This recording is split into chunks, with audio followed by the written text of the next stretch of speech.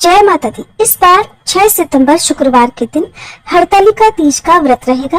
ये पर्व हर साल भाद्रपद माह के शुक्ल पक्ष की तृतीया तिथि को मनाया जाता है। इस दिन महिलाएं निर्जल और निराहार उपवास रखती हैं।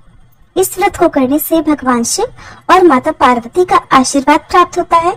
जीवन के सभी कष्ट दूर होते हैं। हरतालिका तीज का व्रत भगवान शिव और माता पार्वती के अटूट रिश्तों को ध्यान में रखकर किया जाता है। इस दिन महिलाएं 16 श्रृंगार करके पूजा करती हैं और अखंड सौभाग्य का आशीर्वाद प्राप्त करती हैं। इसके बाद हरतालिका तीज की कथा सुनती हैं। हरतालिका तीज की कथा सुनने और पढ़ने मात्र से ही भगवान शिव और माता पार्वती का आशीर्वाद मिल जाता है। सुख शांति और समृद्धि में वृद्धि होती है। ये कथा बहुत ही पवित्र मानी जाती है, इसलिए इस दिन हरतालिका तीज की कथा अवश्य पढ़नी या सुननी चाहिए। प्रिय भक्तों, आज की इस वीडियो में मैं आपको सुनाऊंगी हरतालिका तीज की कथा। उससे पहले जानिए आज के शुभ मुहूर्त के बारे में, हरतालिका तीज के पूजन मुहूर्त और पारणा मुहूर्त के बारे में। इस बार 6 सितंबर शुक्रवार के दिन हरतालिका तीज का व्रत रहेगा। व्रत सुबह से प्रारंभ होकर अगले दिन के सूर्योदय तक रहेगा। पूजा का शुभ मुहूर्त इस दिन रहेगा सुबह 6:01 से 8:32 और प्रदोष काल शाम 5:50 से 7:20 तक रहेगा। तीज के व्रत का पारणा मुहूर्त रहेगा अगले दिन 7 सितंबर शनिवार को सुबह 6:14 से 7:15 के बीच में। हरतालिका तीज के व्रत से जुड़ी मान्यता ये है कि तीज का व्रत करने वाली स्त्रियां पार्वती जी के समान ही सुखपूर्वक पतिरमण करके शिवलोक को जाती हैं। सौभाग्यवती स्त्रियां अपने सुहाग को अखंड बनाए रखने और अविवाहित युवतियां अपने मन के अनुसार वर पाने के लिए हरतालिका तीज का व्रत करती हैं। इस दिन व्रत करने वाली स्त्रियां सूर्योदय से पहले ही उठ जाती हैं और स्नान करके पूरा श्रृंगार करती हैं। पूजा के लिए केले के पत्तों से मंडप बनाकर गौरी शंकर की प्रतिमा स्थापित की जाती है। इसके बाद पार्वती जी को सुहाग का सारा सामान चढ़ाया जाता है। रात में भजन कीर्तन करते हुए जागरण करके 3 बार आरती की जाती है और भगवान शिव और देवी पार्वती के विवाह की कथा सुनी जाती है। इस व्रत के व्रती को रात में सोना निषेध होता है, इसके लिए उसे रात में भजन कीर्तन के साथ रात्रि जागरण करना पड़ता है। व्रत के अगले दिन प्रातःकाल स्नान करने के बाद श्रद्धा और भक्ति पूर्वक किसी सुपात्र सुहागिन महिला को श्रृंगार सामग्री, वस्त्र, खाद्य सामग्री, फल, मिठाई और यथाशक्ति आभूषण का दान करना चाहिए। बालू या रेत के शिवलिंग बनाए हैं तो उनका जलाशय में विसर्जन किया जाता है और खीरा खाकर व्रत को संपन्न किया जाता है। प्रिय भक्तजनों, अब हम सब मिलकर भगवान शिव और माता पार्वती के श्री चरणों का ध्यान करते हुए भगवान शिव की स्तुति करके कथा का शुभारंभ करते हैं। जिनके दिव्य केशों पर आग के पुष्पों की माला शोभा देती है और जिन भगवान शंकर के मस्तक पर चंद्र और गले में मुंडों की माला पड़ी हुई है, जो माता पार्वती दिव्य वस्त्रों से और भगवान शंकर दिगंबर वेश धारण किए हैं, उन भवानी शंकर को मैं नमस्कार करती हूँ। एक बार कैलाश पर्वत के सुंदर शिखर पर माता पार्वती जी ने महादेव जी से पूछा, हे महेश्वर, मुझसे आप वह गुप्त से गुप्त बातें बताइए जो सभी के लिए सरल और महान फल देने वाली हैं। हे नाथ, यदि आप मुझसे प्रसन्न हैं तो आप मुझे दर्शन दें, और हे जगन्नाथ, आप आदि, मध्य और अंत रहित हैं। आपकी माया का कोई पार नहीं है। आपको मैंने किस भांति प्राप्त किया? कौन से व्रत, तप या दान के पुण्य फल से आप मुझको वर रूप में मिले? तब महादेव जी कहने लगे, हे देवी, मैं आपके सामने उस व्रत के बारे में कहता हूँ जो परम गुप्त है।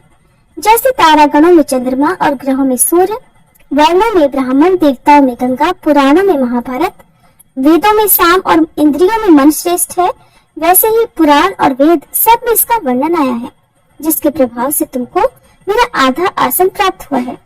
हे प्रिय, उसी का मैं तुमसे वर्णन करता हूँ, सुनो। भादो मास के शुक्ल पक्ष की हस्त नक्षत्र के दिन इस व्रत का अनुष्ठान मात्र करने से सभी पापों का नाश हो जाता है।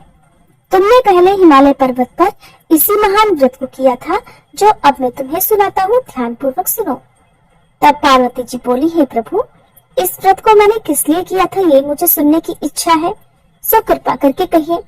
तब शंकर जी बोले, आर्यावर्त में हिमालय नामक एक महान पर्वत है, जहाँ अनेक प्रकार की भूमि अनेक प्रकार के वृक्षों से सुशोभित है, जो सदैव बर्फ से ढके हुए और गंगा जी की कलकल ध्वनि से शब्दायमान रहता है। हे पार्वती जी, तुमने बाल्यकाल में उसी स्थान पर परम तप किया था और 12 वर्ष तक के महीने में जल में रहकर और वैशाख मास में अग्नि में प्रवेश करके तप किया। सावन के महीने में बाहर खुले में निवास कर अन्न त्याग कर तुम तपस्या करती रही। तुम्हारे उस कष्ट को देखकर तुम्हारे पिता को बड़ी चिंता हुई। चिंता में वह सोचने लगे कि मैं अपनी इस कन्या का विवाह किससे करूं। एक दिन देवर्षि नारद जी वहां आए और देवर्षि नारद ने तुम शैलपुत्री को देखा। तुम्हारे पिता हिमालय ने देवर्षि को अर्घ्य पाद्य आसन देकर सम्मान से बिठाया और कहा, हे मुनीश्वर, आपने यहाँ तक आने का कष्ट कैसे किया, कहिए क्या आज्ञा है। तब नारद जी बोले, हे गिरिराज, मैं श्री विष्णु भगवान का भेजा हुआ यहाँ आया हूँ। आप मेरी बात सुनो। आप अपनी कन्या को उत्तम वर को दान करो। ब्रह्मा, इंद्र, शिव आदि देवताओं में विष्णु भगवान के समान कोई भी उत्तम नहीं है, इसलिए मेरे मत से आप अपनी कन्या का दान भगवान विष्णु को ही दे दे। हिमालय बोले, यदि भगवान वासुदेव स्वयं ही कन्या को ग्रहण करना चाहते हैं और इस कार्य के लिए ही आपका यहाँ आगमन हुआ है, तब तो ये मेरे लिए अत्यंत गौरव की बात है। मैं अवश्य ही अपनी कन्या उन्हें दूंगा। हिमालय का यह आश्वासन सुनते ही देवर्षि नारद आकाश में अंतर्ध्यान हो गए और भगवान श्री विष्णु के पास पहुँचे। नारद जी ने हाथ जोड़कर भगवान विष्णु से कहा, प्रभु, आपका विवाह कार्य निश्चित हो गया है। इधर हिमालय ने पार्वती जी से प्रसन्नता पूर्वक कहा, हे पुत्री, मैंने तुमको गरुड़ ध्वज भगवान विष्णु को अर्पण कर दिया है। पिता के इन वाक्यों को सुनते ही देवी पार्वती जी अपनी सहेली के घर गईं और पृथ्वी पर गिरकर अत्यंत दुखी होकर विलाप करने लगी। उनको विलाप करते हुए देखकर सखी बोली, हे देवी, तुम किस कारण से दुखी हो, मुझे बताओ, मैं अवश्य ही तुम्हारी इच्छा पूरी करूंगी। तब पार्वती जी बोली, हे सखी, सुनो, मेरे जो मन की अभिलाषा है सुनाती हूँ। मैं महादेव जी को वरण करना चाहती हूँ। मेरे इस कार्य को पिताजी ने बिगाड़ना चाहा है, इसलिए मैं निस्संदेह इस शरीर का त्याग करूंगी। पार्वती जी के इन वचनों को सुनकर सखी ने कहा, हे देवी, जिस वन को तुम्हारे पिताजी ने न देखा हो तुम वहां चली जाओ। भगवान शंकर कहते हैं, तब देवी पार्वती अपनी सखी का यह वचन सुनकर ऐसे ही तुम वन को चली गई। पिता हिमालय ने इधर तुमको घर पर न पाकर सोचा कि मेरी पुत्री को कोई देव, दानव अथवा किन्नर हरण करके ले गया है, और मैंने तो नारद जी को वचन दे दिया था कि मैं अपनी पुत्री का विवाह भगवान विष्णु के साथ करूंगा। हाय, अब ये कैसे पूरा होगा। ऐसा सोचकर वे बहुत चिंतातुर होकर मूर्छित हो गए। तब सब लोग हाहाकार करते हुए दौड़े और मूर्छा दूर होने पर गिरिराज से बोले कि हमें आप अपनी मूर्छा का कारण बताओ। हिमालय बोले, मेरे दुख का कारण ये है कि मेरी रत्न रूपी कन्या को कोई हरण करके ले गया, या सांप ने काट लिया, या किसी सिंह ने मार डाला। वो न जाने कहाँ चली गई, या उसे किसी राक्षस ने मार डाला है। इस प्रकार कहकर गिरिराज दुखी होकर ऐसे कांपने लगे जैसे तेज वायु के चलने पर कोई वृक्ष कांपता है। इसके बाद हे पार्वती, तुम्हें गिरिराज साथियों सहित घने जंगल में ढूंढने निकले। तुम भी सखी के साथ भयानक जंगल में घूमती हुई एक वन में एक नदी के तट पर गुफा में पहुंच गई। उस गुफा में तुम अपनी सखी के साथ प्रवेश कर गई, जहां तुम अन्न जल का त्याग करके बालू का लिंग बनाकर मेरी आराधना करती रही। उस समय पर भाद्रपद मास की हस्त नक्षत्र युक्त तृतीया के दिन तुमने मेरा विधि विधान से पूजन किया और रात्रि को गीत गायन करते हुए जागरण किया। तुम्हारे उस महाव्रत के प्रभाव से मेरा आसन डोलने लगा। मैं उसी स्थान पर आ गया जहां तुम और तुम्हारी सखी दोनों थी। मैंने आकर तुमसे कहा, हे वरानने, मैं तुमसे प्रसन्न हूँ, तुम मुझसे कोई वरदान मांगो। तब तुमने कहा कि हे देव, यदि आप मुझसे प्रसन्न हैं, तो आप महादेव जी ही मेरे पति हो। तब मैं तथास्तु कहकर कैलाश पर्वत को चला गया और तुमने प्रभात होते ही मेरी उस बालू की प्रतिमा को नदी में विसर्जित कर दिया। हे शुभे, तुमने वहाँ अपनी सखी सहित व्रत का परायण किया। इतने में तुम्हारे पिता हिमवान भी तुम्हें ढूंढते ढूंढते उसी घने वन में आ पहुँचे। उस समय उन्होंने नदी के तट पर दो कन्याओं को देखा तो ये तुम्हारे पास आ गए और तुम्हें हृदय से लगाकर रोने लगे। फिर बोले, हे पुत्री, तुम इस सिंह, व्याघ्र आदि युक्त घने जंगल में क्यों चली आई? तब तुमने कहा, हे पिता, मैंने पहले ही अपना शरीर शंकर जी को समर्पित कर दिया था, लेकिन आपने नारद जी को कुछ और ही वचन दे दिया, इसलिए मैं महल से चली आई। ऐसा सुनकर हिमवान ने तुमसे कहा कि मैं तुम्हारी इच्छा के विरुद्ध ये कार्य नहीं करूंगा। तब वे तुम्हें लेकर घर को आए और फिर तुम्हारा विवाह मेरे साथ कर दिया। हे देवी, उसी व्रत के पुण्य प्रभाव से तुमको मेरा अर्धासन प्राप्त हुआ है। इस व्रतराज को मैंने अभी तक किसी के सम्मुख वर्णन नहीं किया है। हे देवी, अब मैं तुम्हें बताता हूँ कि इस व्रत का ये नाम क्यों पड़ा। तुमको सखी हरण करके ले गई थी, इसलिए हरतालिका नाम पड़ा। पार्वती जी बोली, हे स्वामी, आपने इस व्रतराज का नाम तो बता दिया, लेकिन मुझसे इसकी विधि और फल भी बताइए कि इसके करने से किस फल की प्राप्ति होती है। तब भगवान शंकर जी बोले, सौभाग्य की इच्छा रखने वाली महिलाओं को ये व्रत पूरे विधि विधान के साथ करना चाहिए। व्रत में केले के खम्भे से मंडप बनाकर उसे बंधनवारों से सुशोभित करें।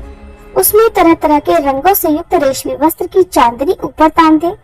चंदन आदि सुगंधित द्रव्यों का लेपन करके महिलाएं एकत्रित हो। शंख, भेरी, मृदंग, घंटे, घड़ियाल आदि बजाएं। विधि पूर्वक मंगलाचार करके श्री गौरी शंकर की बालू निर्मित प्रतिमा स्थापित करें। फिर भगवान शिव पार्वती जी का गंध, धूप, पुष्प, दीप आदि से विधि पूर्वक पूजन करें। अनेक नैवेद्यों का भोग लगाएं और रात्रि को जागरण करें। नारियल, सुपारी, जवारी, नींबू, लौंग, अनार, नारंगी आदि ऋतु फलों और फूलों को एकत्रित करके धूप, दीप आदि से पूजन करके कहें, हे कल्याण स्वरूप शिव, हे मंगल स्वरूप शिव, हे मंगल रूप महेश्वरी, हे शिवे, सब कामनाओं को देने वाली देवी, कल्याण रूप आपको नमस्कार है। कल्याण स्वरूप माता पार्वती, हम आपको नमस्कार करते हैं। भगवान शंकर को सदैव नमस्कार करते हैं। हे ब्रह्म रूपिणी, जगत का पालन करने वाली माँ, आपको नमस्कार है। हे सिंहवाहिनी, मैं सांसारिक भय से व्याकुल हूँ, आप मेरी रक्षा करो। हे महेश्वरी, मैंने इसी अभिलाषा से आपका पूजन किया है। हे देवी, आप मेरे ऊपर प्रसन्न होकर मुझे सुख और सौभाग्य प्रदान कीजिए।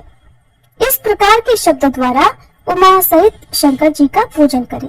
विधि पूर्वक कथा सुनकर गौ, वस्त्र, आभूषण आदि ब्राह्मणों को दान करें। इस प्रकार से व्रत करने वाले के सारे पाप नष्ट हो जाते हैं। कथा समाप्त। प्रेम से बोलिए, बोले शंकर भगवान की जय, माता पार्वती की जय। उम्मीद है ये कथा आपको अच्छी लगी होगी।